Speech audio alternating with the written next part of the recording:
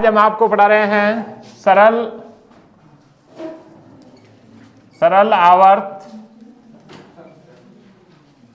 आवर्त गति में वेग। सरल आवर्त गति में पिंड का वेग क्या है? जब कोई पिंड सरल आवर्त गति कर रहा है तो उसका वेग ज्ञात करते हैं। तो वेग ज्ञात करते हैं उस कंडीशन में देखिए हमारे पास क्या है। सरल आवर्त गति में विस्थापन समीकरण देखिए। सरल आवर्त गति में विस्थापन समीकरण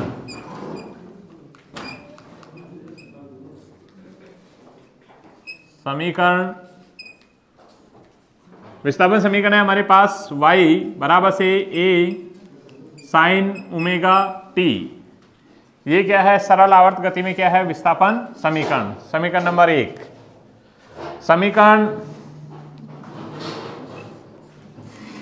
1 का t के सापेक्ष अवकलन करने पर सापेक्ष अवकलन करने पर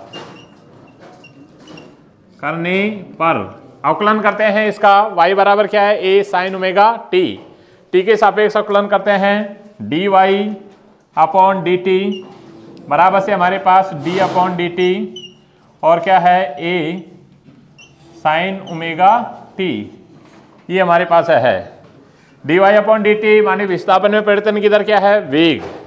तो ये वेग को व्यक्त करता है। तो ये v बराबर से हमारे पास जो हो गया, इसका अवकलन देखिए।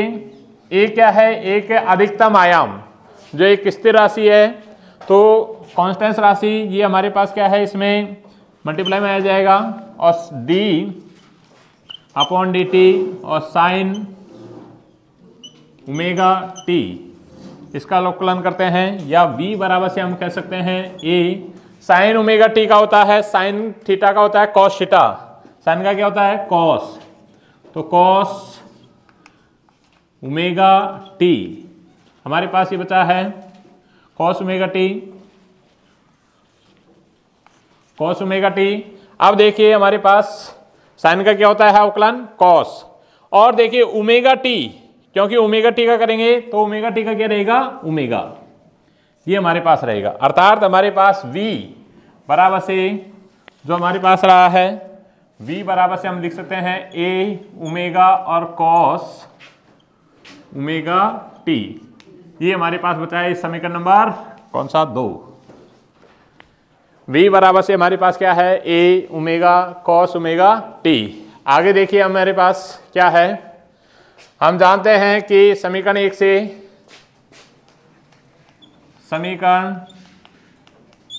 से हमारे पास देखिए, समीकरण 1 से हमारे पास है y बराबर क्या है? a sine omega t। अर्थात साइन ओमेगा t बराबर क्या लिख सकते हैं हमें? y upon a। क्या लिख सकते हैं? y upon a। ठीक है। अब हमें एक इक्वेशन जानते हैं कि sign square omega T plus cos square omega T बराबर क्या होता है? 1। यानी sine square theta plus cos square theta बराबर 1। ठीक है। या हम इसको ऐसे लिख सकते हैं कॉस स्क्वायर ओमेगा टी बराबर से 1 minus sine square omega T, ऐसे लिख सकते हैं। या इसको लिख सकते हैं कॉस ओमेगा टी बराबर हम लिख सकते हैं under root 1 minus sine square omega t. Sine square omega t मानी साइन बराबर क्या लिख सकते हैं? y upon a। अर्थात हमारे पास ये मान, ये समीकरण नंबर 3 दे दो इसको। समीकरण 3 से मान रखते हैं। समीकरण 3 से मान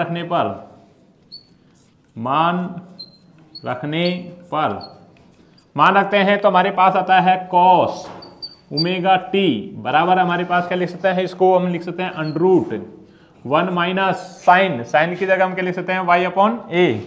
तो y अपॉन a और इसका स्क्वायर ठीक है। या हम इसको देखिए और क्या हो सकता है उस कंडीशन में, कॉस ओमेगा टी बराबर हम लिख सकते हैं वाई का स्क्वायर, इसको हम लिख सकते हैं अंडर रूट ए का स्क्वायर माइनस वाई का स्क्वायर अपॉन ए का स्क्वायर। ठीक है, ये हमारे पास से, क्योंकि ए का स्क्वायर हमने एलसीएम ले लिया, उसके बाद में ए का स्क्वायर माइनस वाई का स्क्वायर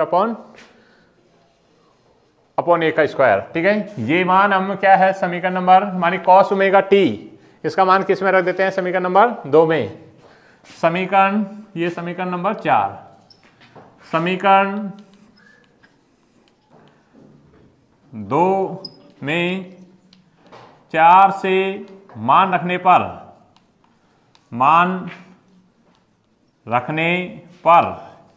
समीकरण 4 से मान रखते हैं तो हमारे पास देखिए v बराबर से हमारे पास क्या है a ओमेगा, और हमारे पास कॉस ओमेगा टी को क्या लिख सकते हैं हमें अंडर रूट, हमारे पास a का स्क्वायर माइनस वाई का स्क्वायर अपॉन a का स्क्वायर, ये अंडर रूट में था, बाहर आएगा तो इसको हम ऐसे लिख सकते हैं v बराबर a omega upon a under root a का स्क्वायर माइनस y का स्क्वायर, एक ए से ए कैंसिल हो जाएगा, ठीक है ना, अंडर रूट से आया है तो बाहर वो हो जाएगा। या v बराबर हम लिख सकते हैं ओमेगा अंडर रूट ए का स्क्वायर माइनस वाई का स्क्वायर। ये समीकरण क्या है, सरल आवर्त गति में जो पिंड है उसका वेग को व्यक्त करती है। समीकरण नंबर 5, समीकरण 5 सरल आवर्त गति में जो दोलन गति कर रहा है, आवर्तीय गति कर रहा है, उसके वेग को व्यक्त करता है v बराबर से ओमेगा अंडर रूट ए का स्क्वायर माइनस वाई का स्क्वायर। अधिकतम वेग कब हो सकता है, जब अधिकतम का मतलब है जब y का मान क्या हो 0। अधिकतम वेग के लिए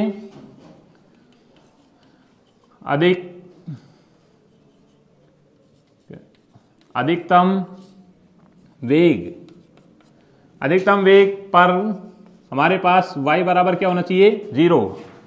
अधिकतम वेग पर y बराबर 0 होगा तो v मैक्सिमम कितना हो सकता है, वो रहेगा हमारे पास, इसका मान 0 रखेंगे तो हमारे पास रहेगा ओमेगा, और क्या रहेगा अंडर रूट में a का स्क्वायर, तो ये क्या रह जाएगा a, यानी ओमेगा डॉट a, ये अधिकतम वेग होता है किसी पिंड का, ये क्या है अधिकतम वेग। ठीक है, अगला टॉपिक है सरल आवर्त गति में त्वरण। सरल आवर्त गति में त्वरण कैसे ज्ञात करते हैं, सरल आवर्त गति में, सरल आवर्त गति में विस्थापन समीकरण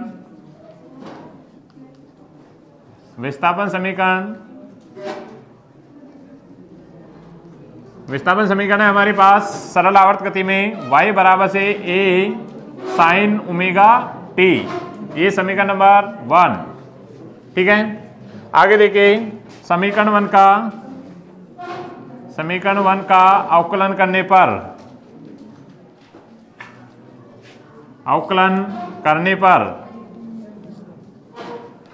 करते हैं तो हमारे पास क्या है dy अपॉन dt, ये किसको व्यक्त कर रहा है वेग को, तो हमारे पास क्या है a, इसका भी अवकलन कर देते हैं D upon D T A sine omega T.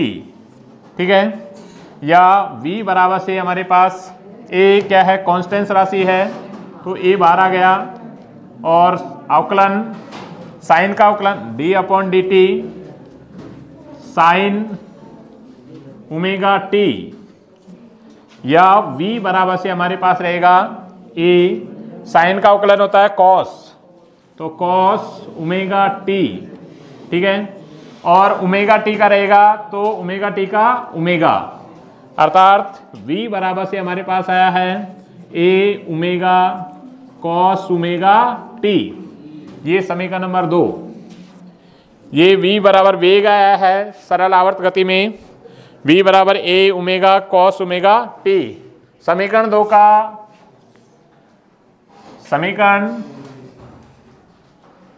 का अवकलन करने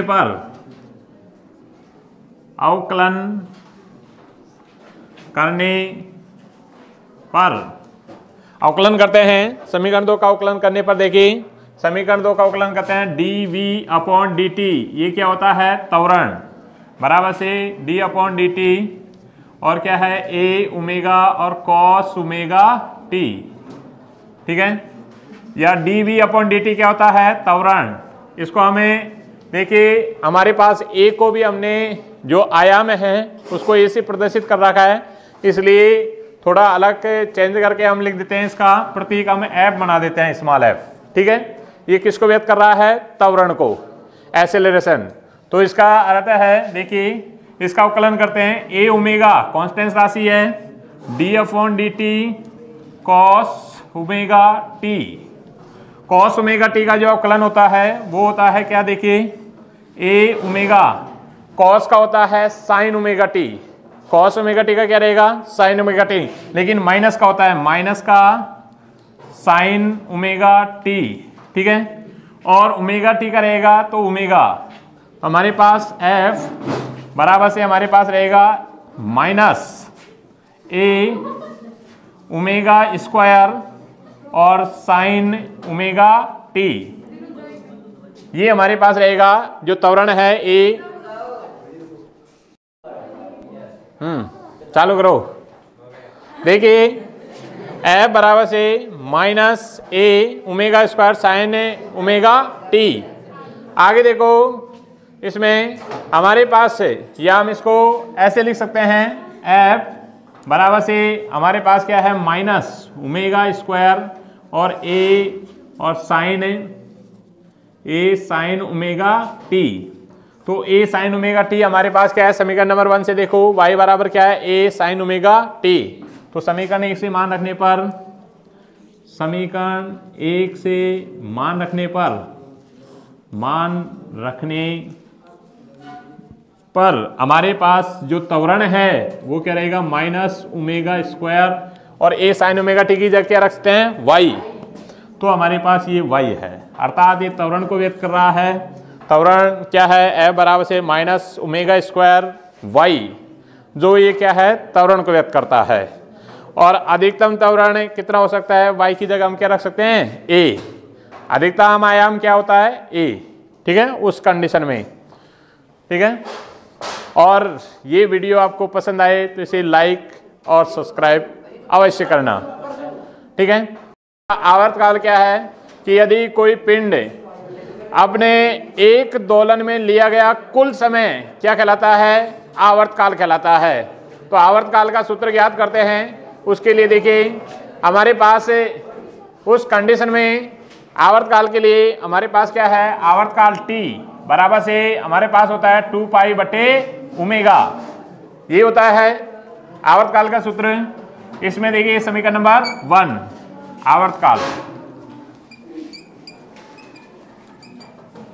आवर्तकाल क्या है, t बराबर से 2 पाई बटे ओमेगा। अब देखिए हमारे पास त्वरण है, सरल आवर्त गति में, सरल आवर्त गति में त्वरण है, त्वरण क्या था हमारे पास से f बराबर से हमारे पास था माइनस ओमेगा स्क्वायर और क्या था हमारे पास y, ठीक है। या हम लिख सकते हैं ओमेगा स्क्वायर बराबर से हम लिख सकते हैं माइनस f अपॉन y, ठीक है। या ओमेगा बराबर से हमारे पास रहेगा, ओमेगा बराबर से क्या रहेगा हमारे पास अंडरूट f अपॉन y, ठीक है। ये मान हम समीकरण नंबर मानी ओमेगा बराबर क्या है अंडरूट f अपॉन y, ये मान हम किस में रख देते हैं, समीकरण नंबर 1 में।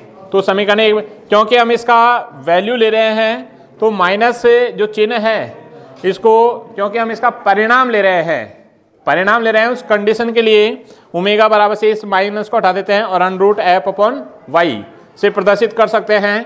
तो उस कंडीशन में देखिए हमारे पास आवर्तकाल क्या रहेगा, आवर्तकाल t समीकरण 1 में मान रखने पर समीकरण 1 में मान रखते हैं तो उस कंडीशन में हमारे पास रहेगा t बराबर से 2 पाई और ओमेगा की जगह क्या रख सकते हैं, हमें अंडरूट क्या रख सकते हैं f अपॉन क्या लिख सकते हैं y, या हम लिख सकते हैं t बराबर से हमारे पास 2 पाई और अंडरूट y अपॉन क्या रहेगा f, अर्थात हमारे पास ये क्या है आवर्त काल को व्यक्त करता है। इसका अर्थ यह है कि 2 पाई और अंडरूट y क्या है विस्थापन अपॉन नीचे f क्या है त्वरण। ठीक है, ये सूत्र है जो किसको व्यक्त करता है आवर्त काल को। ठीक है, और ये वीडियो अगर पसंद आए तो इसे लाइक और सब्सक्राइब अवश्य करें, ये वीडियो और बेल आइकन को अवश्य दबाएं।